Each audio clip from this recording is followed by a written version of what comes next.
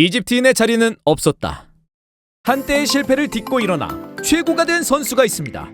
수많은 우려와 비판 속에서도 꽃을 피운 파괴적인 윙어. 이집트의 왕에서 이제는 프리미어리그의 왕으로 거듭난 파라오 모하메드 살라입니다.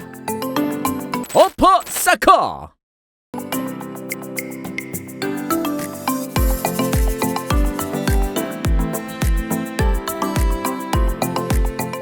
스위스 슈퍼리그의 바젤에서 활약하고 있는 살라는 그리 유명하지 않았습니다. 물론 잠재성은 충분히 보여주긴 했지만 리그 47경기를 소화했던 2시즌 동안 9골 9도움이 전부였죠.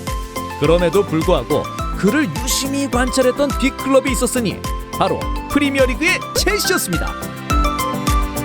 바젤과 첼시는 13-14 시즌 챔피언스리그 조별리그에서 만났는데 두 번의 맞대결에서 바젤이 모두 승리를 가져갔죠.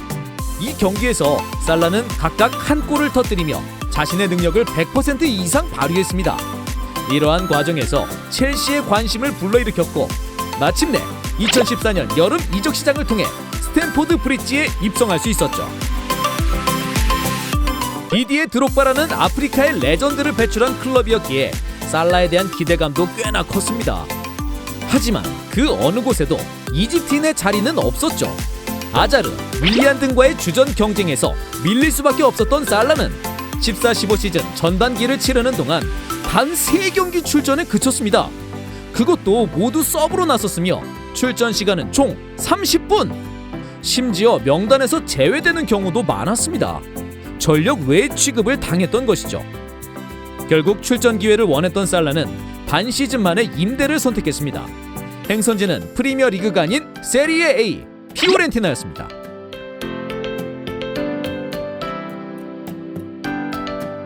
떠밀리듯 피오렌티나로 향한 살라는 이내 자신의 선택이 탁월했다는 것을 증명했습니다.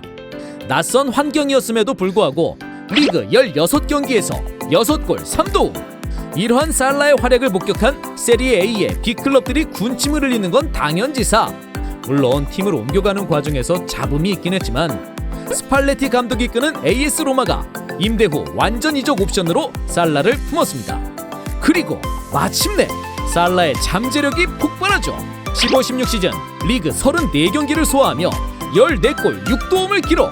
무려 20개의 공격 포인트를 적립하며 로마의 에이스로 자리 잡았습니다.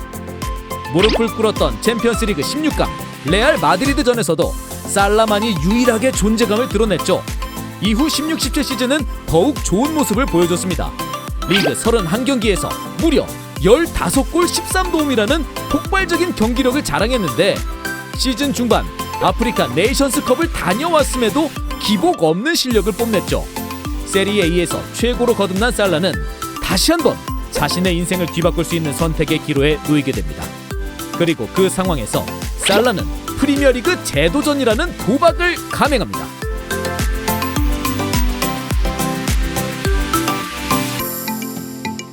프리미어리그 재도전을 외친 살라에게 기대감보다는 의심이 더 많았습니다.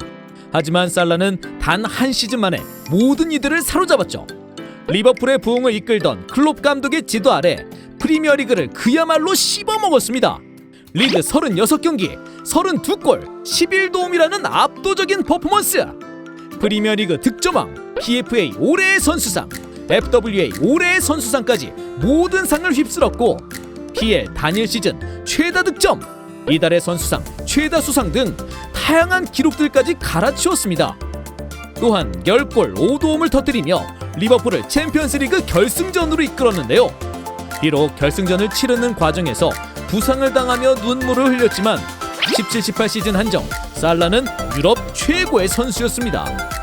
또한 살라뿐만 아니라 피르미누, 마네, 반다이크 등 스쿼드의 깊이를 더해간 리버풀도 마침내 강팀으로 거듭났죠. 리빌딩에 성공한 리버풀은 오랜 시간 겪었던 부진을 떨쳐내는 데 성공합니다. 18-19 시즌 챔피언스리그 우승, 그리고 19-20 시즌에는 기어코 프리미어리그 우승을 차지하며 수건을 풀었죠. 콕들이 그토록 애타게 바라왔던 리버풀의 부활, 그 중심에는 파라오 살라가 있었습니다.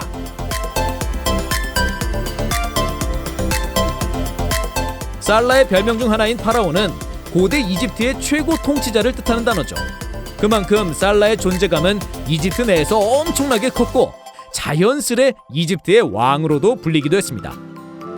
이젠 이집트의 왕이 프리미어리그의 왕으로 거듭났죠. 9라운드 맨유전에서 해트트릭을 달성한 살라는 10경기 연속 득점으로 리버풀 신기록을 세웠습니다. 또 107번째 리그 득점으로 104골을 터뜨린 드록바를 제치며 아프리칸 최다골 기록을 갈아치웠죠. 결국 21-22 시즌 종료 후 살라는 최종 23골로 프리미어리그에서 커리어 3번째로 손흥민과 함께 공동 득점왕에 등극했습니다. 또한 13개로 도움왕까지 동시에 수상하며 리그 최고의 공격수임을 증명했죠. 여기에 PFA 올해의 선수 영예를 차지하며 명실상부 프리미어리그의 왕이 되었습니다. 물론 왕이라는 단어를 함부로 붙이기엔 위험하지만 살라의 플레이와 기록을 들여다보면 인정할 수밖에 없습니다. 유럽 5대 리그 공격수들로 한정했을 때 살라는 대부분의 수치에서 최상위권에 위치하고 있는데요. 올 시즌 90분당 득점과 NPXG 부분에서 상위 1%를 차지했고 공격 포인트 생산 능력을 알아볼 수 있는 NPXG 플러스 XA 항목에서도 상위 1% 이내에 들었습니다. 5대 리그 중 가장 치열하다는 프리미어리그에서 얻은 성적임을 감안한다면 혀를 내두를 수밖에 없네요. 게다가 살라는 꾸준함의 대명사라고 불려도 손색이 없습니다. 지난 4시즌 동안 32골, 22골, 19골, 22골을 넣으며 찬란한 득점력을 자랑했고 3시즌 연속 10도움 이상을 기록했죠. 90분당 득점 기록은 제일 좋았던 17-18 시즌이 0.99, 그 이후로도 0.699를 맴돌았으며 21-22 시즌은 0.75를 기록했습니다. 매 시즌 찬스 메이킹도 2.0에 가까운 수치를 보였는데 살라의 리그 출전 횟수를 살펴보면 기복이 없었다는 것을 알 수 있죠. 또한 로마 시절과 리버풀에서의 첫 시즌에는 주로 스피드와 드리블에 의존하는 경향이 있었습니다.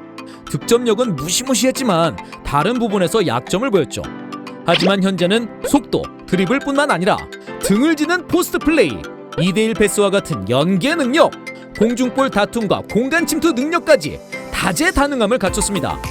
왼발의 의존도도 많이 줄어들면서 이제는 수비수들이 가장 두려워하는 상대가 됐죠. 이집트의 왕에서 프리미어리그의 왕이 된 살라, 그의 빛나는 왼발을 프리미어리그에서 더욱 오래 볼 수 있길 바라며 응원의 메시지를 보냅니다. 지금까지 어퍼사커였습니다.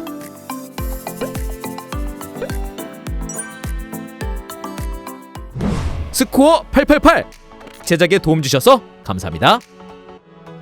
스팔은 건전한 스포츠 승부 예측 게임 문화를 선도합니다.